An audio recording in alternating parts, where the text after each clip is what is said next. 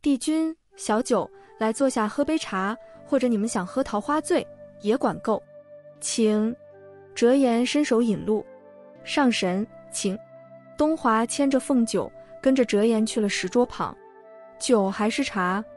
折颜征求二人的意见。自然是茶，滚滚需要我们照顾的。凤九回答道。听九儿的。东华也附和道。好嘞，喝茶。折颜替东华和凤九斟了茶，看了眼二人，不知帝君今日和小九来我桃林，所谓何事？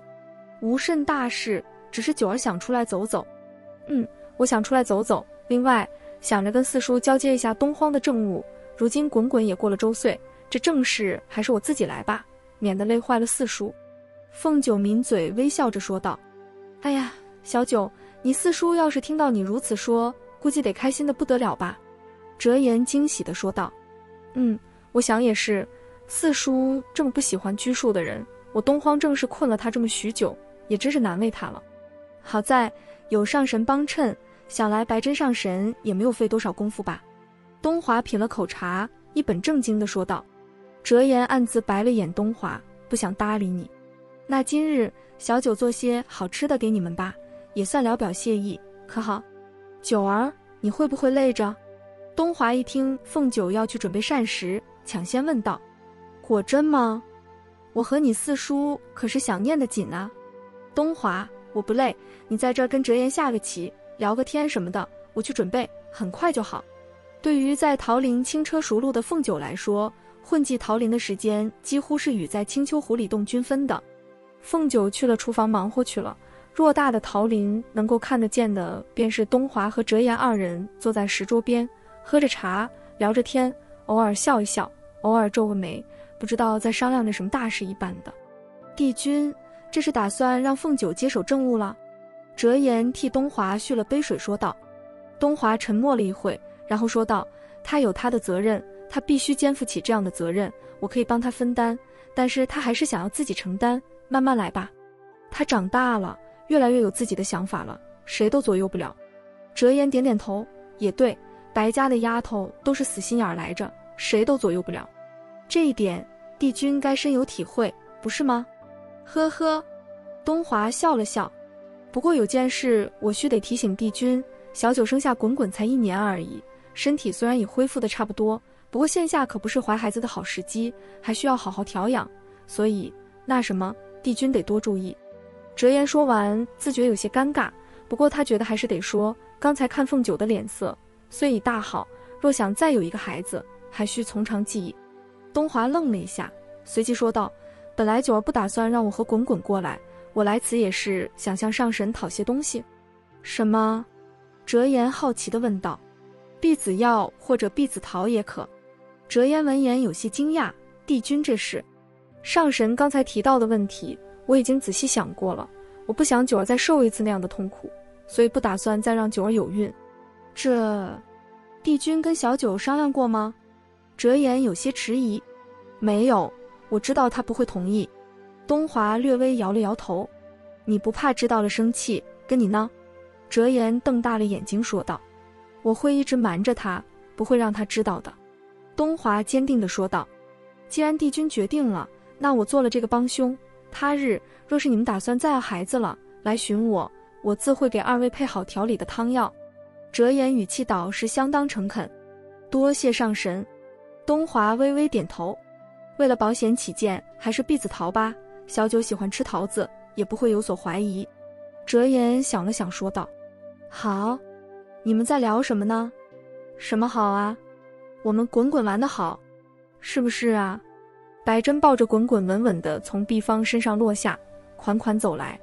你们回来啦，也没说什么，就是跟帝君说，你这么喜欢滚滚，小家伙也喜欢你，下次多带来玩一玩。折颜解释道。老凤凰，你可算说到点子上了，那就多谢帝君了。白珍略微欠身行礼道。上神客气，我去看看九儿，劳烦滚滚先替我看着点。东华想着说了这么久的话，九儿也忙活一会儿了，看看如何了。放心，我们肯定没问题，是吧？滚滚。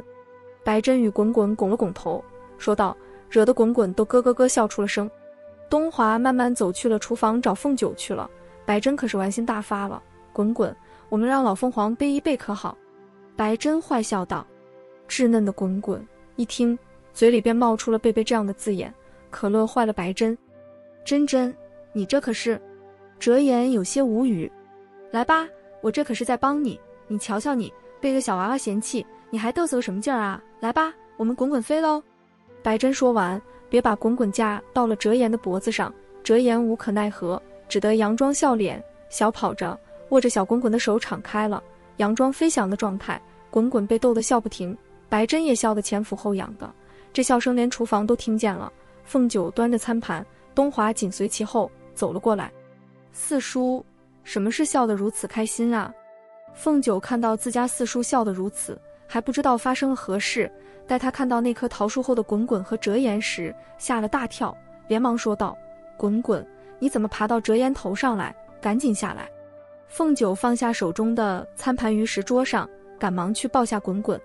没想到刚抱下滚滚，小家伙就哇的一声哭了起来。东华见状，赶忙上前去：滚滚，夫君背可好？小可怜哭着喊着夫君，双手伸过去抱着东华，撇着嘴看着凤九，冷哼一声，趴到了东华的肩上。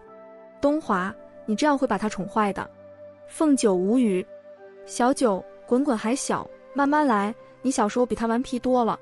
白珍拍拍凤九的肩膀，安慰道：小九，无碍事，我这是在与他培养感情呢。我这么讨喜的一个人，居然这家伙不喜欢我，那我岂不是没面子？对吧？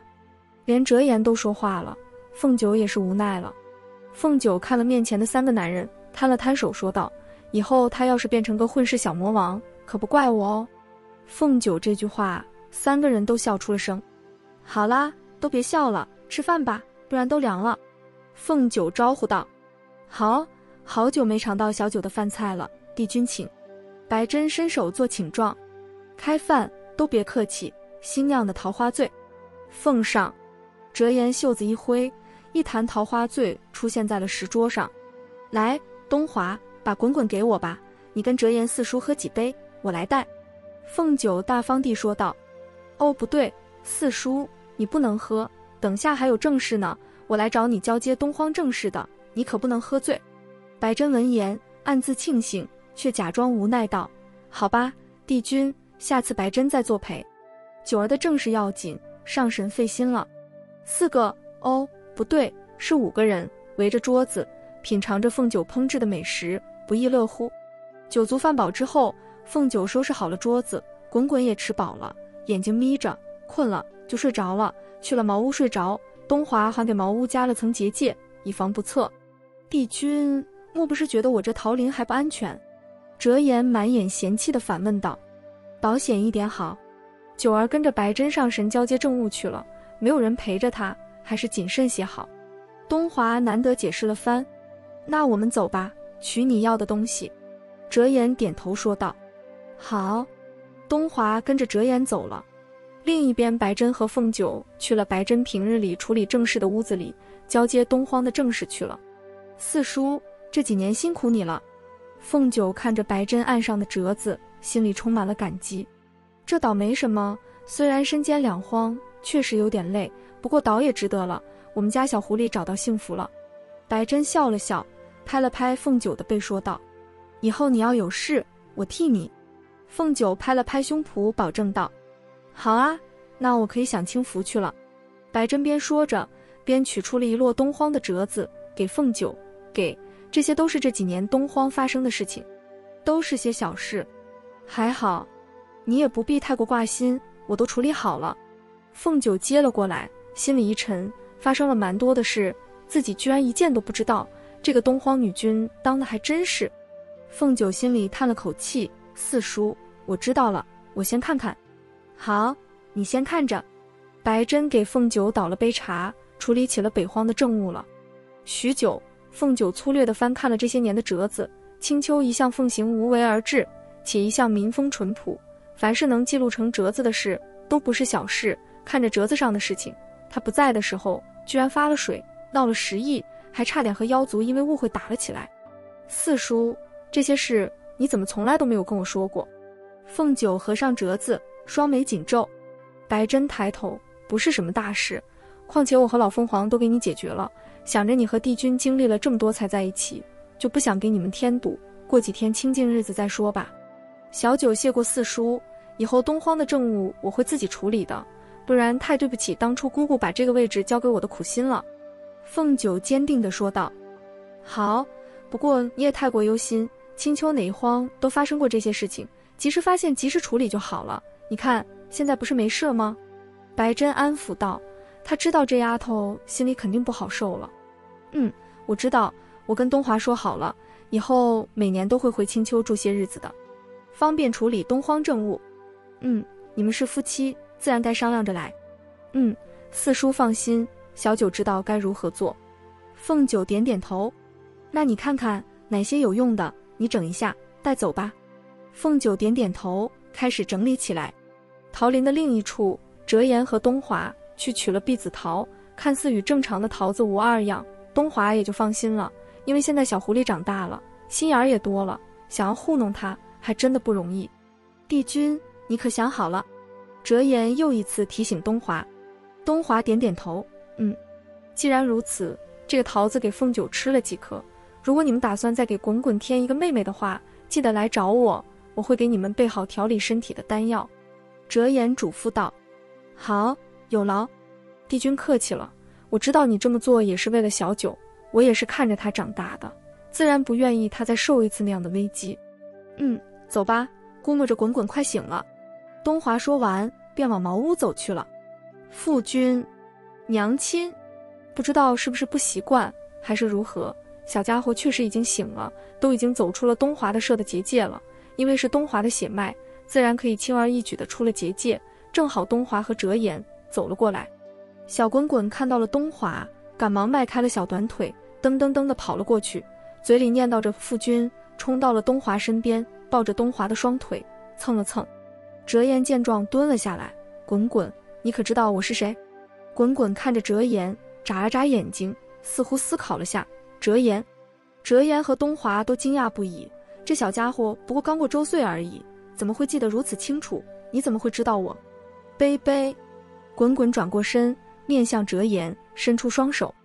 呵，原来你是记得我背过你呀，好吧，那我就再背一次你。来吧。折颜双手轻轻一带，滚滚又坐到了他的脖子上，握着滚滚的双手，带着他做飞状，小跑了起来。东华一路跟着，只是笑笑地看着他们。小滚滚，你开心吗？折颜对你是不是很好？开心。小家伙奶声奶气地顺着折颜的话回答道。那你喜不喜欢我呀？折颜顺势问了一直被白珍取笑的问题，希望小家伙这么开心的时候能够给个面子。谁知道小家伙倒是实诚得很，不喜欢。哈哈，老凤凰，你想骗我们滚滚，这下好了吧？滚滚，你不喜欢折颜吗？正好凤九和白珍交接好了政务，走了过来，发现滚滚又坐在了折颜的脖子上。更巧的是，二人都听到了折颜又问了滚滚喜欢不喜欢这个问题。喜欢外公。小家伙看到白珍来了，赶忙挣脱开折颜的手，要白珍抱抱。好，外公抱抱。白珍接过滚滚，抱在了手里。凤九倒是有些不好意思了，折颜，对不起，这不是我们教的。无妨，小孩子，我要是计较那么多，我还能活吗？折颜豁达地说道。这小家伙这记忆力惊人啊，我们都记得，看来这还真是随了帝君。呵呵，这个自然。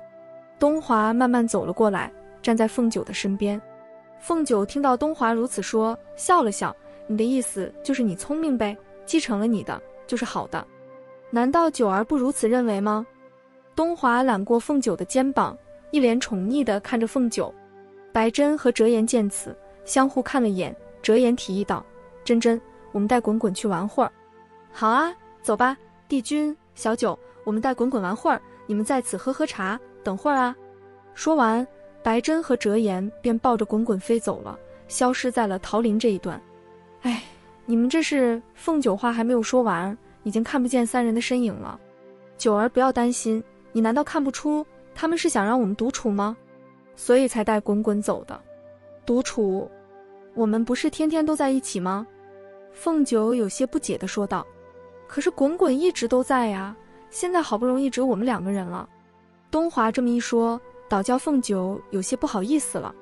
走吧，我们去那边坐坐，等他们回来。东华牵起凤九的手，慢慢走去了那棵最大的桃树下，坐了下来。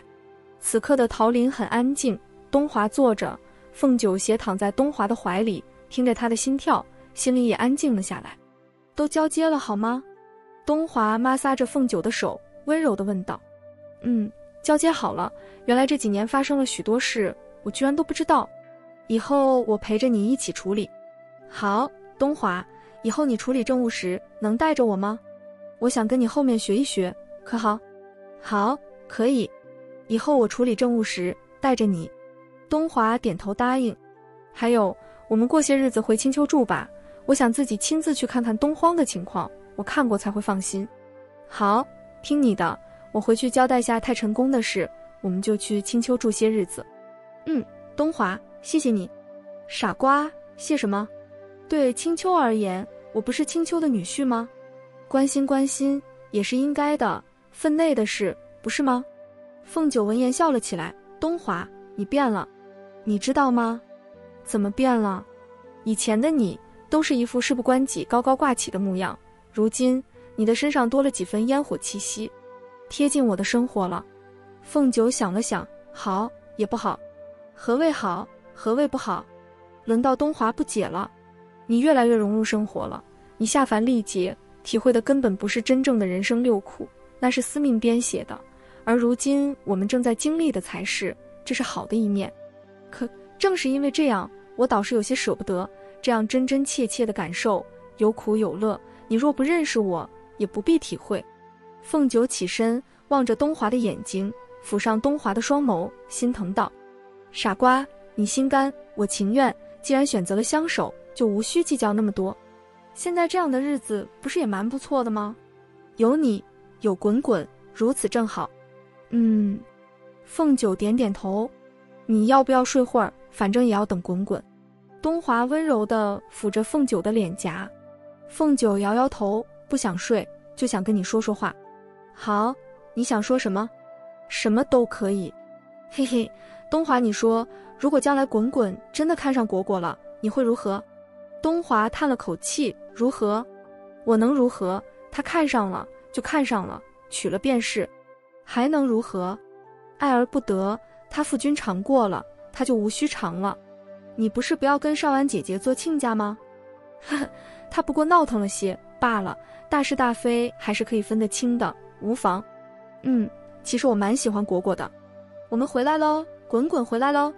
桃林里回荡着白珍和折颜的笑声，这或许是一种提示吧。呵呵，他们回来了，我们去看看吧。凤九起身，拉着东华站了起来。去看看。只看见一粉一白，怀里抱了个紫色，飞了过来，稳稳地落地。我们回来了。夫君，久久，抱抱。小家伙玩得累了些，凤九接过来，直接趴到了肩头，休息了。正好，天色不早了，我们也要回去了。凤九略微欠身示意道：那我们就不强留了，以后多带他过来玩玩就是。这个自然。东华点头微笑。帝君，小九，慢走，滚滚，再见喽。白珍摸了摸滚滚的脑袋。四叔，折颜，我们走了。好。凤九和东华带着玩累了的滚滚，腾上了云头，飞向了九重天去了。